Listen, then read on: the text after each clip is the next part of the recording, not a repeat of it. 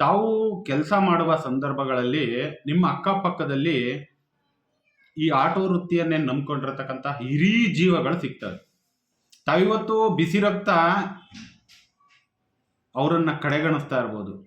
But ನಿಮ್ಮ ಒಂದು 10 ರಿಂದ 15 ನಿಮಿಷಗಳ ಕಾಲಾವಕಾಶವನ್ನು ಕೊಟ್ಟು ಅವ್ರ ಜೊತೆಲಿ ಕೂತ್ಕೊಂಡು ಮಾತಾಡಿ. ಜೀವನ ಅಂದರೆ ಏನು ಅನ್ನೋದನ್ನ ತೆರೆದಿಟ್ಟ ಬುಕ್ಕಿನಂತೆ ತೆರೆದಿಡ್ತಾರೆ ಅವರು. ಇವತ್ತೇನು ತಾವುಗಳು ಹಿಂಗೆ ಅನ್ಕೊಂಡು ಹೋಗ್ಬಿಟ್ರೆ ಓಲಾದವನು 300 ರೂಪಾಯಿ ಬಾಡಿಗೆ ಕೊಟ್ಬಿಡ್ತಾನೆ ಅಂತ ಏನಂತ ಇದ್ದೀರಲ್ಲ, ಈ ಹಿರಿ ಜೀವಗಳು ಇಡೀ ತನ್ನ ಜೀವನದ ಉದ್ದಕ್ಕೂ ಕೂಡ ತನ್ನ ಸಾರಥಿಯನ್ನೇ ನಂಬಿ ಬದುಕಿರ್ತಕ್ಕಂಥವ್ರು, ಮನೆಯ ಮಹಾಲಕ್ಷ್ಮಿಯಾಗಿ ನೋಡಿರ್ತಕ್ಕಂಥವ್ರು. ತಾವುಗಳು ಇವತ್ತು ಅದೇ ವೆಹಿಕಲ್ಗಳ ಒಳಗಡೆ ಕೂತ್ಕೊಂಡು ತಾವು ಮಾಡುವಂತಹ ಕೆಲಸ ಕಾರ್ಯಗಳನ್ನ ನೋಡಿದರೆ ನಮ್ಗಳಿಗೆ ಅಸಹ್ಯವಾಗುತ್ತೆ. ಯಾಕೆ ಹಿರಿ ಜೀವಗಳ ಜೊತೆಲಿ ಕೂತ್ಕೊಂಡು ನೋಡಬೇಕು ಅಂದರೆ, ಅವರು ಅವರ ತಂದೆ ತಾಯಿಯನ್ನು ನೋಡ್ಕೊಂಡಿರ್ತಾರೆ, ಅವರ ಕುಟುಂಬವನ್ನು ಕಟ್ಟಿರ್ತಾರೆ, ಮಕ್ಕಳಿಗೆ ವಿದ್ಯಾಭ್ಯಾಸವನ್ನು ಮಾಡಿಸಿರ್ತಾರೆ, ಮಕ್ಕಳ ಮದುವೆ ವೆಚ್ಚ, ಖರ್ಚು ವೆಚ್ಚಗಳು ಎಲ್ಲದನ್ನೂ ಕೂಡ ನಿಭಾಯಿಸಿರ್ತಕ್ಕಂತಹ ಒಂದು ಶಕ್ತಿಯುತ ಮತ್ತು ಅಪಾರ ಅನುಭವವನ್ನು ಹೊಂದಿರತಕ್ಕಂತಹ ವ್ಯಕ್ತಿಗಳು. ಇವತ್ತು ನೀವೆಲ್ಲ ಯಾಕೆ ಚಾಲಕ ವೃತ್ತಿಯಲ್ಲಿ ಹಾಳಾಗಿ ಹೋಗ್ತಾ ಇದ್ದೀರಾ ಅಂದರೆ, ಹಿರಿಯರ ಮಾತಿಗೆ ಬೆಲೆ ಕೊಡದೇ ಇರತಕ್ಕಂಥದ್ದು ನಿಮ್ಮ ಒಂದು ದೊಡ್ಡ ದುರಾಡಳಿತದ ವ್ಯವಸ್ಥೆ ಇದೆ. ಅದರಿಂದಲೂ ಕೂಡ ಅಷ್ಟೋ ಚಾಲಕರುಗಳು ಇವತ್ತು ಹಾಳಾಗಿ ಹೋಗ್ತಾ ಇದ್ದಾರೆ. ತಾವುಗಳು ಹಾಕೊಂಬರುವಂತಹ ಡ್ರೆಸ್ ಕೋಡ್ಗಳನ್ನ ನೋಡ್ಬಿಟ್ರೆ ಆ ಪಬ್ಲಿಕ್ ನಿಜವಾಗಲೂ ಕೂಡ ಎಮರ್ಜೆನ್ಸಿಗೆ ಬಂದು ನಿಮ್ಮ ಜೊತೆಲಿ ಕೂತ್ಕೊಂಡು ಟ್ರಾವೆಲ್ ಮಾಡಬೇಕು ವಿನಃ ಇನ್ಯಾರ ಜೊತೆಲೂ ಬಂದು ಟ್ರಾವೆಲ್ ಮಾಡೋದಿಲ್ಲ. ಅಂತಹ ಒಂದು ವ್ಯವಸ್ಥೆ ಒಳಗಡೆ ನೀವು ಈ ಒಂದು ವೃತ್ತಿಯನ್ನು ತಗೊಂಡೋಗ್ತಾ ಇರೋದು ನಿಜವಾಗಲೂ ಕೂಡ ವಿಷಾದಕರ ವಿಚಾರ. ಇದು ಶೇಮ್ ಆಗುತ್ತೆ. ನಿಮ್ಮ ಡಿಪಾರ್ಟ್ಮೆಂಟಲ್ಲಿ ನಮ್ಮ ಕೆಲವು ಆಫೀಸ್ಗಳಲ್ಲಿ ಕೂತ್ಕೊಂಡಾಗ ನಮ್ಮ ಬಗ್ಗೆ ಮಾತಾಡ್ತಾರಲ್ಲ, ಎಲ್ಲೂ ಬೇಡ ನೀವು ಬನ್ನಿ, ಹೈಕೋರ್ಟಿಗೆ ಬನ್ನಿ, ಜಡ್ಜೆ ನೇರವಾಗಿ ಹೇಳ್ತಾರೆ. ಹೈಕೋರ್ಟಲ್ಲಿ ಜಡ್ಜೆ ನೇರವಾಗಿ ಹೇಳ್ತಾರೆ, ವಿಧಾನಸೌಧದ ಎದುರುಗಡೆಗತ್ತಿ ಹೈಕೋರ್ಟಿಗೆ ಇಳಿಸಿ ಅಂದರೆ ಕೊಂಕಣ ಸುತ್ತಿ ಮೈಲಾರ ಕರ್ಕೊಂಡು ಬಂದು ಮತ್ತೆ ವಿಧಾನಸೌಧದ ಬಾಕ್ಲಲ್ಲೇ ಬಿಡ್ತಾರೆ, ಎದುರುಗಡೆಗಿರೋದೇ ಹೈಕೋರ್ಟು ಅಂತ ತೋರಿಸ್ತಾರೆ ಅಂತ ಅವರೇ ನೇರವಾಗಿ ಸೀಟಲ್ಲಿ ಕುಳಿತುಕೊಂಡು ಆರೋಪ ಮಾಡ್ತಾರೆ ಆಟೋ ಚಾಲಕರ ಬಗ್ಗೆ. ಅಂದರೆ ತಮ್ಮ ಒಂದು ವ್ಯಾಪ್ತಿ ಎಲ್ಲೆಲ್ಲಿಗಿದೆ ಅನ್ನೋದನ್ನು ತಾವುಗಳು ಅರ್ಥ ಮಾಡ್ಕೋಬೇಕು. ಕೇವಲ ನಾವು ಬರೀ ಕೆಲಸಕ್ಕೆ ಹೋಗೋರನ್ನ ಮಾತ್ರ ಕರ್ಕೊಂಡೋಗಿ ಬಿಟ್ಟು ಬರ್ತಾ ಇದ್ದೀವಿ ಅಂತಲ್ಲ, ನಮ್ಮ ಒಂದು ಪ್ರತಿಭೆಗಳು ಎಲ್ಲೆಲ್ಲಿ ಅರಳುತ್ತವೆ ಅಂತ ನಮಗೆ ಗೊತ್ತಾಗಲ್ಲ, ಅಂಥ ಸಂದರ್ಭಗಳಲ್ಲಿ ಅರಳಿ ಬಿಡ್ತವೆ.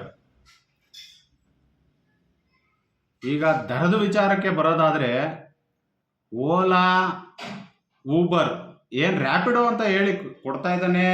ರ್ಯಾಪಿಡೋದವನು ಏನು ಅವ್ರ ಅಪ್ಪ ಮನೆದೇನು ತಂದು ಕೊಡಲ್ಲ ಸಮಯ, ಅವನು ಕೂಡ ಗ್ರಾಹಕರ ತಲೆ ಹೊಡೆದೇ ತಂದು ಕೊಡೋದು ನಿಮ್ಗಳಿಗೆ.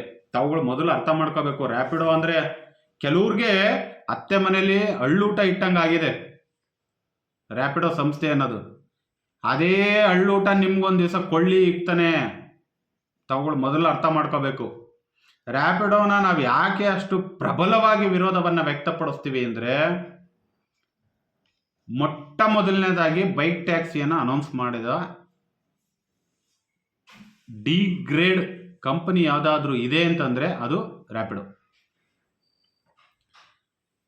ಆಟೋ ಚಾಲಕರಿಂದ ಇಷ್ಟೆಲ್ಲ ಆದಾಯಗಳು ಬಂದು ಅಷ್ಟೆಲ್ಲ ಆದಾಯವನ್ನು ಕ್ರೋಢೀಕರಿಸಿ ಅಲ್ಲಿ ಹೈಕೋರ್ಟಲ್ಲಿ 10 ಜನ ಲಾಯರ್ಗಳನ್ನ ಇಟ್ಟು ಪ್ರಶ್ನೆ ಮಾಡಿಸ್ತಾನೆ ಅಂದರೆ ಅದಕ್ಕೂ ಕೂಡ ತಾವುಗಳು ಮಾಡಿ ಕೊಡ್ತಾ ಇರ್ತಕ್ಕಂತಹ ಆದಾಯವೇ ವಿನಃ ಇಲ್ಲ ಯಾವುದಾದ್ರೂ ವಿಧಾನಸೌಧದಿಂದ ಬೇನಾಮಿ ಆಸ್ತಿ ಬಂದು ಅವನ ಖಜಾನೆ ತುಂಬಿಸ್ಕೊಳ್ತಿರೋದ್ರಿಂದ ಮಾಡೋದಕ್ಕೆ ಸಾಧ್ಯನೋ ವಿನಃ